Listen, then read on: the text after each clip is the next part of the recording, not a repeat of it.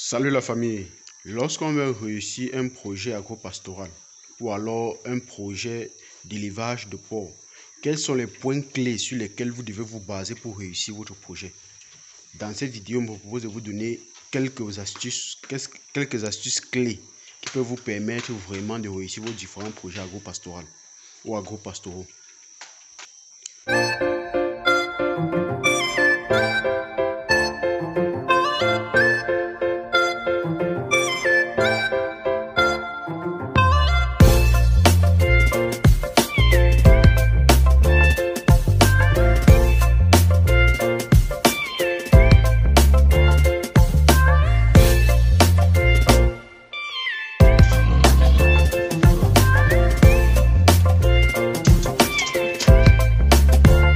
Moi, c'est Sime Alex Clovis, jeune entrepreneur agro-pastoral, éleveur de porcs et de lapins.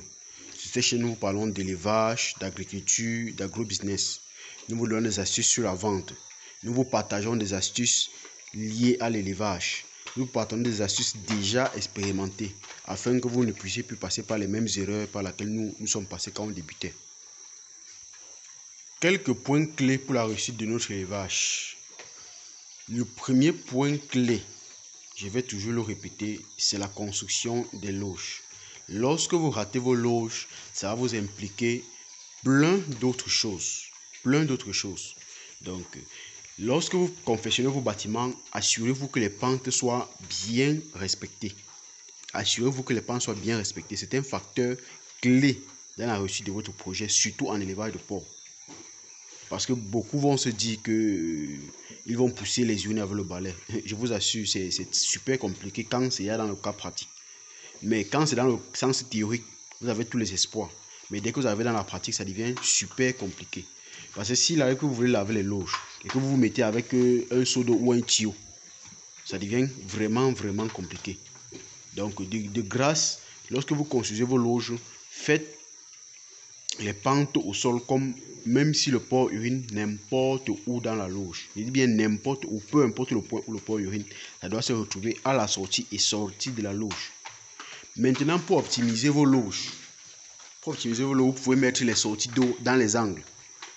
Parce que si vous mettez au milieu, ça va faire que même si le porc urine n'importe où, les urines vont se retrouver plutôt au milieu avant de sortir. Et là, ça va réduire l'espace de la loge. Pour emprunter ce système-là, il faudra avoir des très grandes loges. Je disais tantôt, pour emprunter les systèmes où vous mettez les sorties d'eau plutôt au milieu des loges, il faudra avoir des très grandes loges afin que même si le porc urine sur un côté, qu'il y ait assez d'espace pour qu'il puisse avoir comme un air de repos pour se reposer. Déjà même pour les truies, parce que ces caches ne sont pas encore finies. Lorsqu'elles seront finies, je vais vous présenter dans le groupe privé, dans notre groupe privé, afin que vous puissiez vraiment voir comment on optimise une loge de porc. Vous voyez ces loges, ce sont à la base, c'était conçu pour les loges de mise bas. Donc, dès que possible, je vais optimiser la loge pour la mise bas. Et vous allez voir vous-même les résultats avec ces genres de loges. C'est une loge de mise bas très optimisée, avec beaucoup d'espace. Peut-être vous ne pouvez pas connaître, avec beaucoup d'espace. Donc, au lieu de faire des loges, de très grandes loges, quand vous n'avez pas assez d'espace, c'est mieux de faire des loges optimisées, mais de mettre le matériel nécessaire dans les loges afin de permettre que ces loges-là soient effectivement optimisées. Dans une précédente vidéo, j'ai parlé de la mangeoire automatique. Il y en a qui m'ont dit qu'ils ne voient pas bien la mangeoire. C'est ça ici, comme ça. Donc, nous les confectionnons pour vous. Si vous en avez besoin, nous les confectionnons pour vous. Donc, ceux qui en ont besoin peuvent m'écrire sur WhatsApp. Ça, c'est une mangeoire automatique. Elle a une capacité de 50 à 70 kg d'aliments. Donc, si 4 à 5 porcelets peuvent vous manger au même moment.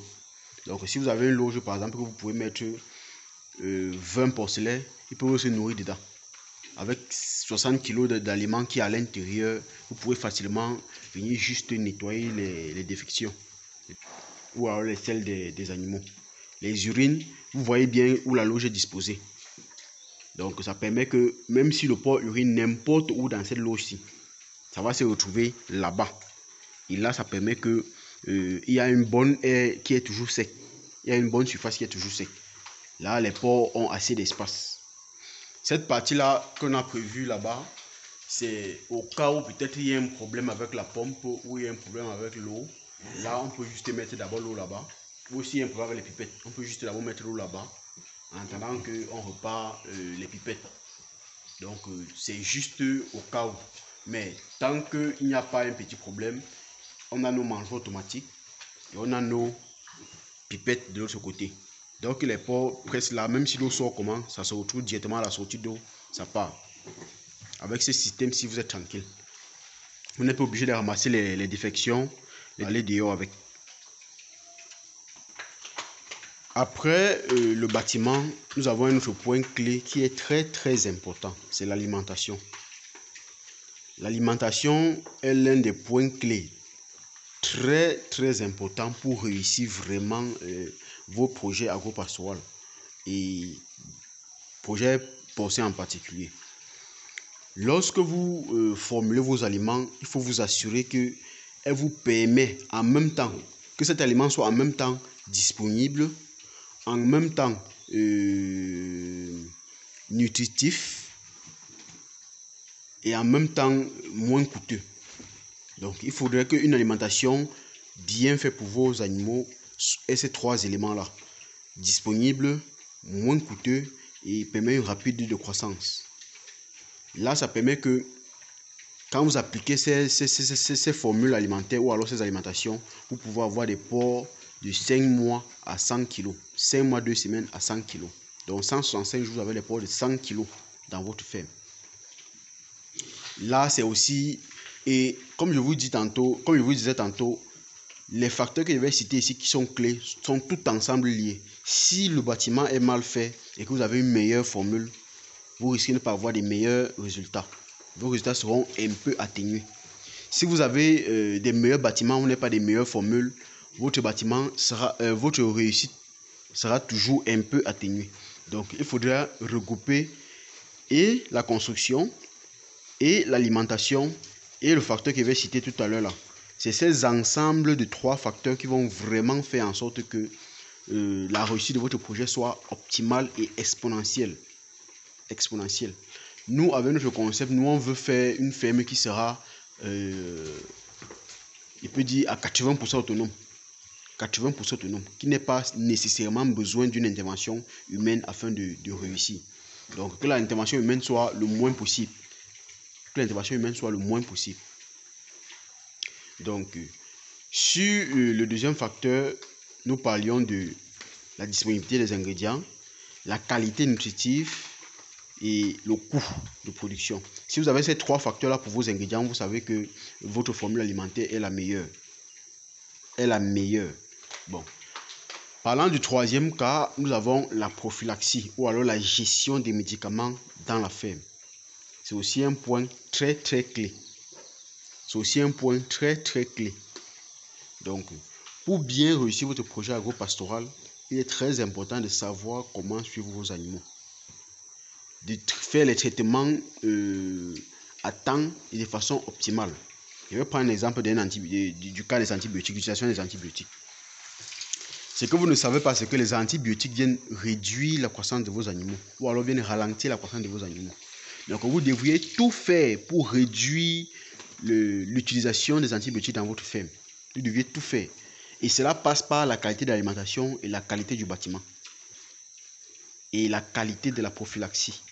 Parce que si vous avez une bonne prophylaxie, un bon bâtiment et une bonne formule alimentaire que vous appliquez à vos animaux, vous utilisez rarement des antibiotiques.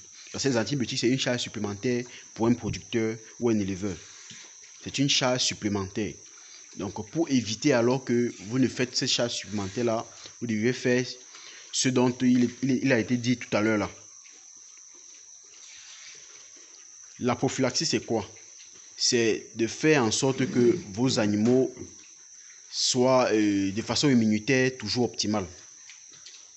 Donc, il n'est pas un déficit au niveau des nutriments, un déficit au niveau de leur santé. Et ça peut être causé par beaucoup de choses. Un manque de fer à votre animal peut provoquer un rachitisme, peut provoquer une non-valorisation des intrants. Donc, s'il a un manque de fer ou alors un manque de sang dans son corps, mais si vous donnez la meilleure formule qui existe, votre porc ne va pas bien grandir. Je vous assure.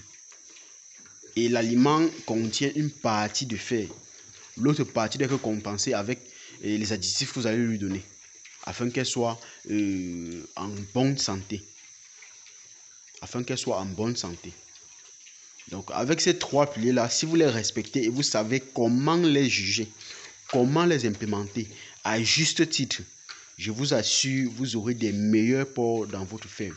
Des porcs qui se développent très rapidement et avec une très bonne chair. Donc, la famille, si cette vidéo vous a plu, likez, abonnez-vous et partagez massivement pour bénéficier d'autres vidéos.